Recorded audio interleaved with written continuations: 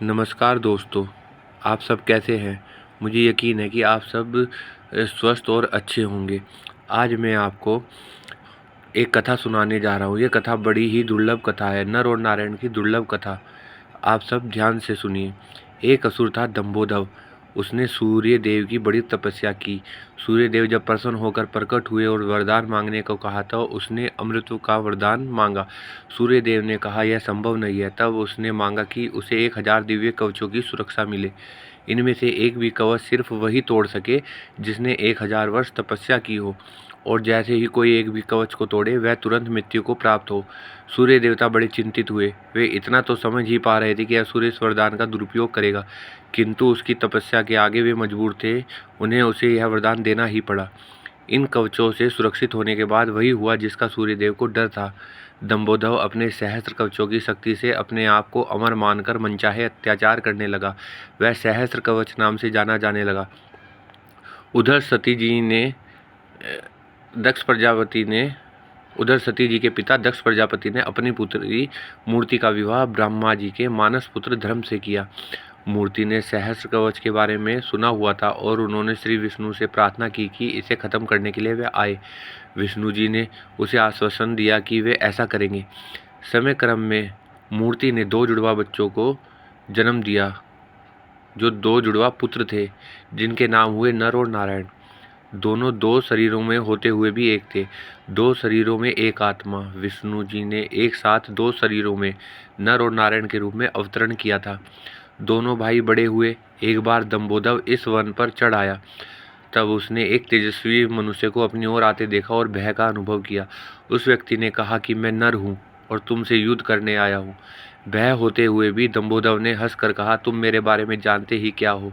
मेरा कवच सिर्फ वही तोड़ सकता है जिसने 1000 वर्षों तक तप किया हो। नर ने हंसकर कहा कि मैं और मेरा भाई नारायण एक ही है। वह मेरे बदले तप कर रहा है और मैं उसके बदले युद्ध कर रहा हूँ। युद्ध शुरू हुआ और सहस्त्र कवच को आश्चर्य होता रहा कि सच ही में नारायण के तप से नर की शक्ति बढ़ती चली जा रही थी। जैसे ही 1000 वर्ष का समय पूर्ण हुआ, नर ने सहस्त्र कवच का एक कवच तोड़ दिया, लेकिन सूर्य के वरदान के अनुसार जैसे ही कवच टूटा, नर मृत होकर गिर पड़े। सहस्त्र कवच ने सोचा कि चलो एक कवच गया ही कि सही, किंतु यह तो मर गया। तभी उसने देखा कि नर उसकी ओर दौड़े आ रहा है और वह आश्चर्यचकित हो गया। तभी ही तो उसके सामने नर की मृत्यु हुई थी और अभी ही यही जीवित हो मेरी ओर कैसे दौड़ रहा है। लेकिन फिर उसने देखा कि नर तो मृत पड़े हुए थे। यह तो हूबहू नर जैसे प्रतीत होते हुए उनके भाई नारायण थे, जो दंभोदर की तरफ नहीं बल्कि अपने भाई नर की तरफ दौड़ रहे थे। दंभोदर ने अट्टहास करते हुए नारायण से कहा कि तुम्हें अपने भाई को समझाना चाहिए था, इसने अपने प्राण व्यर्थ ही गंवा दिए। नारायण शांतिपूर्वक मुस्कुराए। उन्होंने नर के पास बैठकर कोई मंत्र पढ़ा। चमत्कारिक रूप से नर उठ पड़े।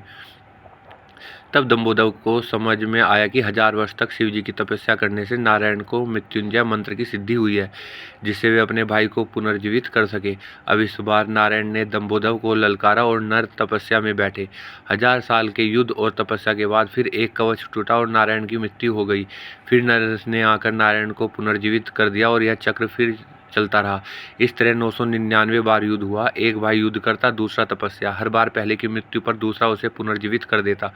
जब 999 कवच टूट गए तो सहस्त्र कवच समझ गया कि अब मेरी मृत्यु हो जाएगी। तब वह युद्ध त्याग कर सूर्यलोक भागकर सूर्यदेव के शरणागत हुआ। नर और नारायण उसका पीछा करते वहां आए और सूर्यदेव से उसे सौंपने को कहा, किंतु अपने भक्त को सौंपने पर सूर्यदेव जी राजी नहीं हुए।